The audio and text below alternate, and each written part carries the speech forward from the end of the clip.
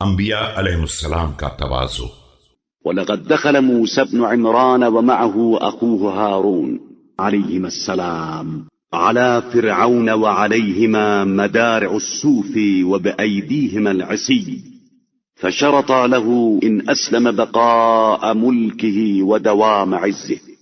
دیکھو موسیٰ بن عمران اپنے بھائی ہارون کے ساتھ فرعون کے دربار میں اس شان سے داخل ہوئے کہ ان کے بدن پر اون کا پیراہن تھا اور ان کے ہاتھ میں ایک عصا تھا۔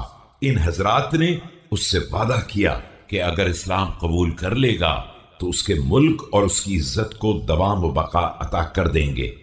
فقال ألا تعجبون من هذين يشرطان لي دوام العز وبقاء الملك وهما بما ترون من حال الفقر والذل فهلا ألقي عليهما أساورة من ذهب۔ تو اس نے لوگوں سے کہا کیا تم لوگ ان دونوں کے حال پر تعجب نہیں کر رہے ہو جو اس فقر و فاقے کی حالت میں میرے پاس آئے ہیں اور میرے ملک کو دوام کی ضمانت دے رہے ہیں؟ اگر یہ ایسے ہی اونچے ہیں تو ان پر سونے کے کنگن کیوں نہیں نازل ہوئے؟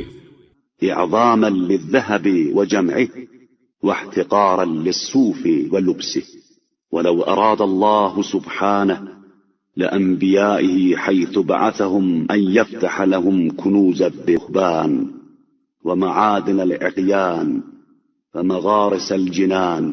اس کی نظر میں سونا اور اس کی جمع آوری ایک عظیم کارنامہ تھا اور اون کا لباس پہننا ذلت کی علامت تھا، حالانکہ اگر پروردگار چاہتا تو انبیاء کرام کی بے عزت کے ساتھ ہی ان کے لیے سونے کے خزانے، طلائے خالص کے معادن، باغات کے کشتزاروں کے دروازے کھول دیتا۔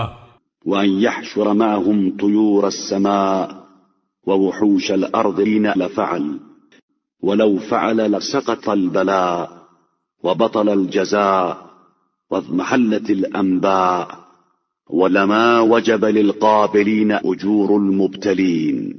اور ان کے ساتھ فضا میں پرواز کرنے والے پرندے اور زمین کے چوپایوں کو ان کا تابع فرمان بنا دیتا، لیکن ایسا کر دیتا تو آزمائش ختم ہو جاتی اور انعامات کا سلسلہ بھی بند ہو جاتا اور آسمانی خبریں بھی بیکار و برباد ہو جاتی۔ نہ مصائب کو قبول کرنے والوں کو امتحان دینے والے کا اجر ملتا۔